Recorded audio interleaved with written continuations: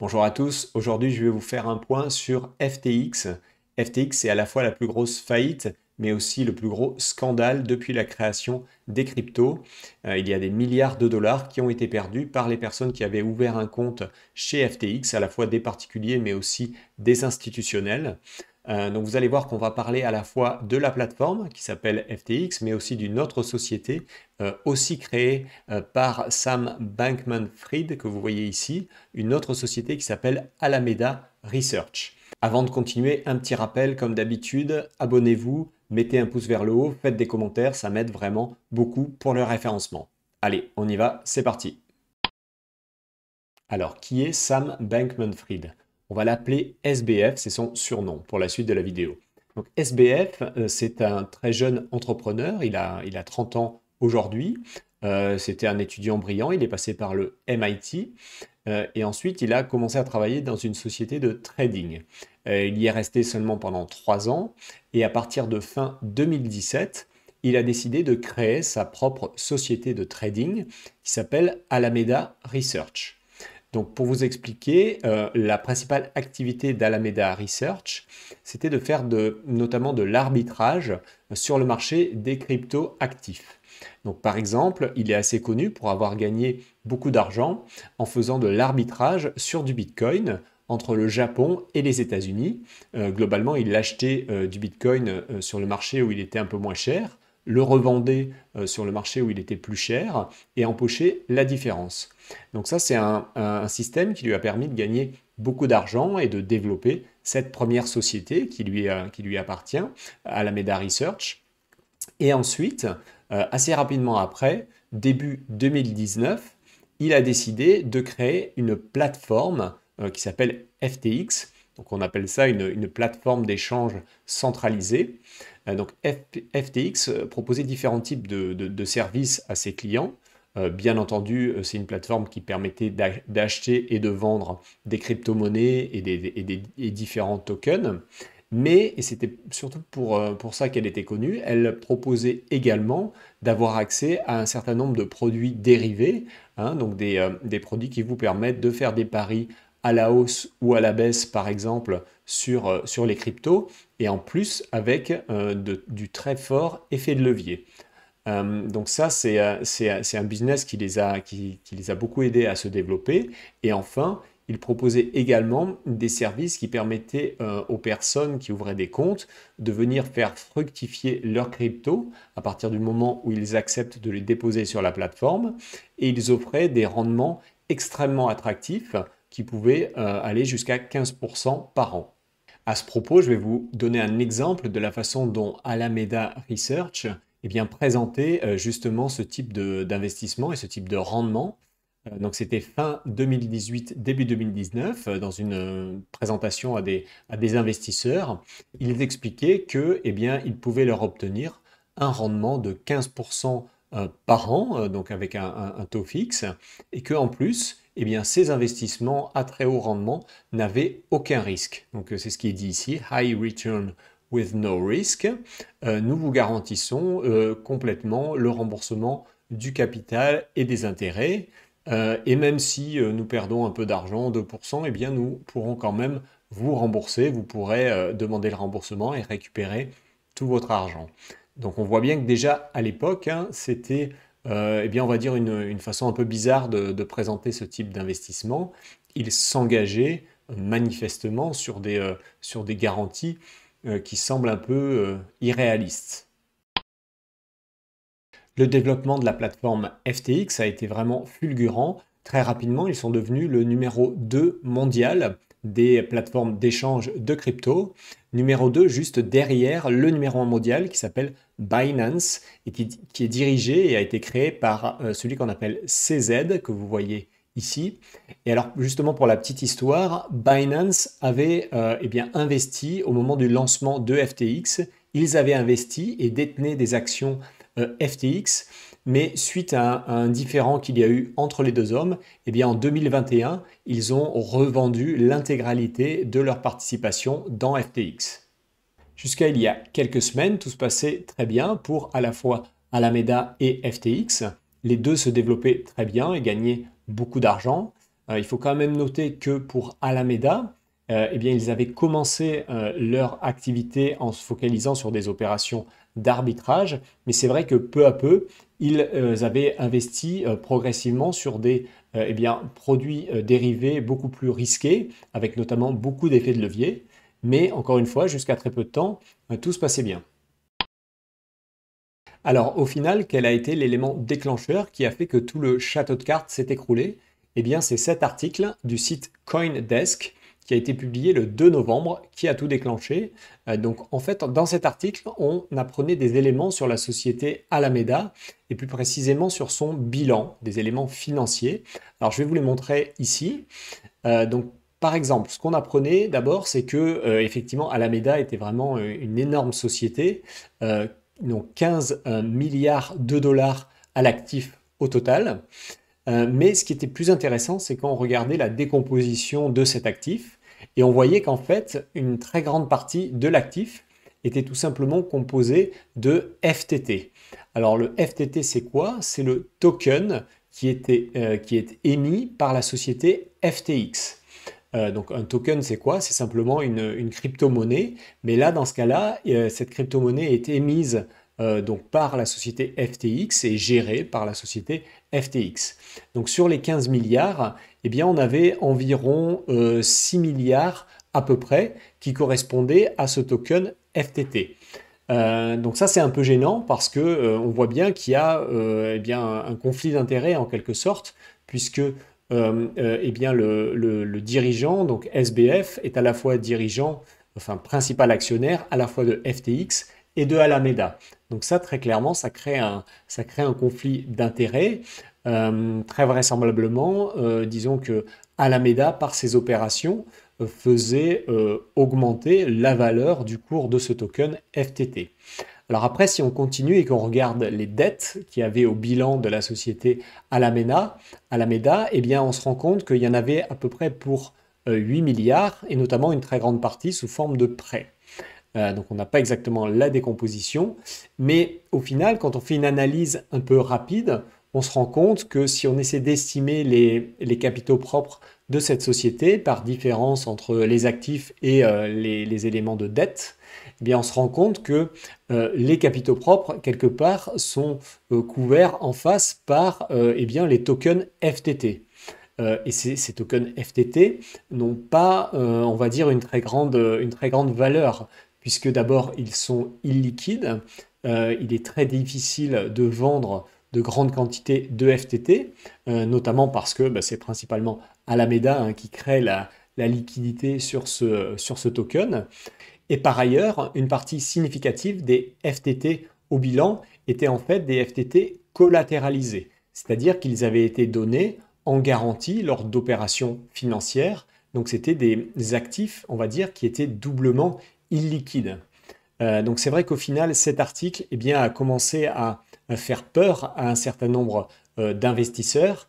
Et c'est normal parce qu'il faut bien comprendre que dans ce type de situation, si vous avez votre actif, des valeurs de votre actif dont la valeur peut eh bien, diminuer très fortement et qu'au final, le total des actifs devient inférieur à vos dettes, eh bien, vous êtes mécaniquement en défaut et vous devez déclarer une procédure de faillite.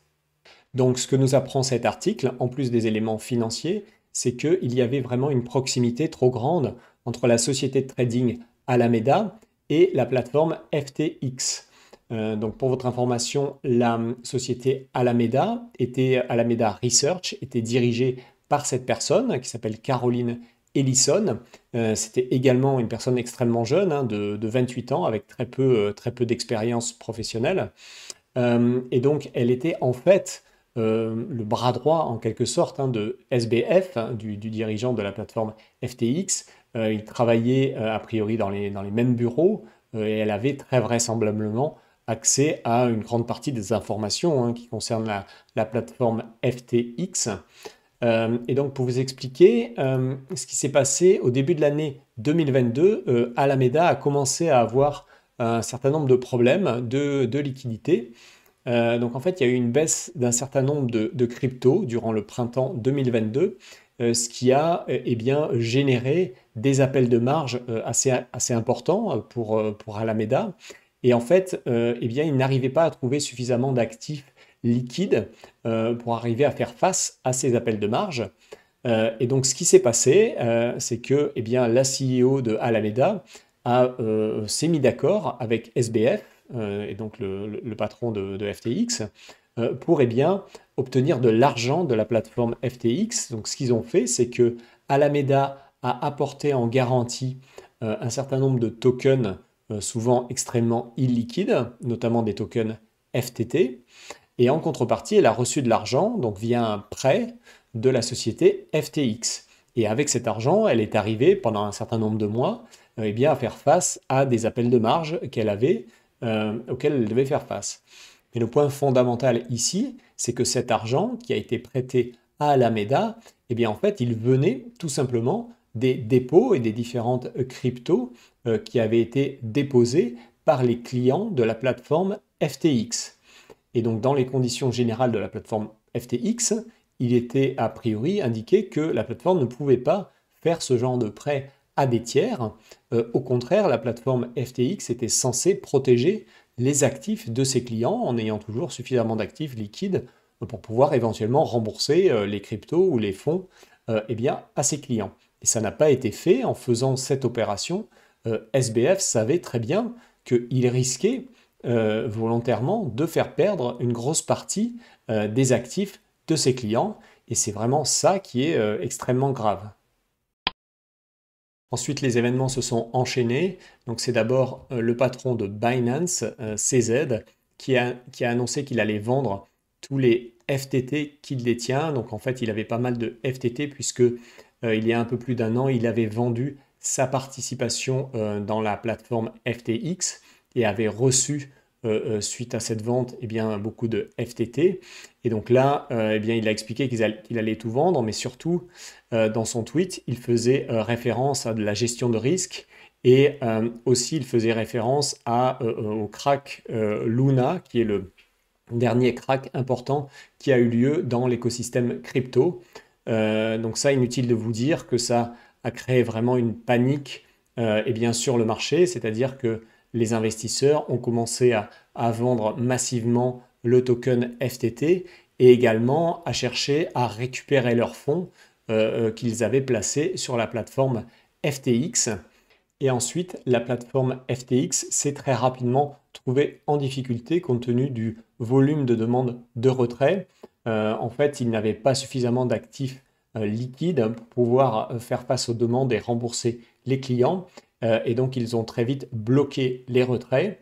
À ce moment-là, il y a eu des échanges entre FTX et Binance pour voir si Binance ne pouvait pas eh bien, racheter la plateforme FTX.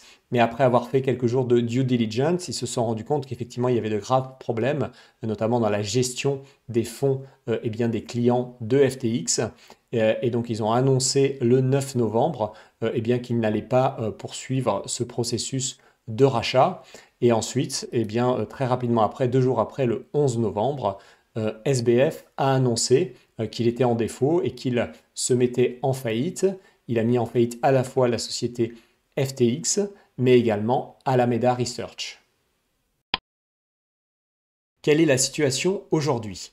Alors là, j'enregistre le 17 novembre. Un administrateur judiciaire vient d'être nommé, l'équivalent américain d'administrateur judiciaire, pour gérer la procédure de faillite de la société FTX, mais également de Alameda. Donc cette personne s'appelle John G. Ray III.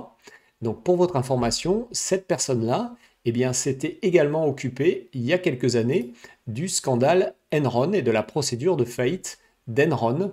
Donc c'était vraiment le dernier très grand scandale, c'était en 2001 aux États-Unis avec une énorme fraude et également la dissolution du cabinet d'audit Arthur Andersen. Donc c'était vraiment un énorme scandale. Donc c'est bien pour vous montrer que eh bien, cette affaire FTX, c'est vraiment dans la même catégorie. Donc là, on a le premier rapport qui a été publié par cet administrateur judiciaire où il donne ses premières remarques, où il fait ses premiers commentaires.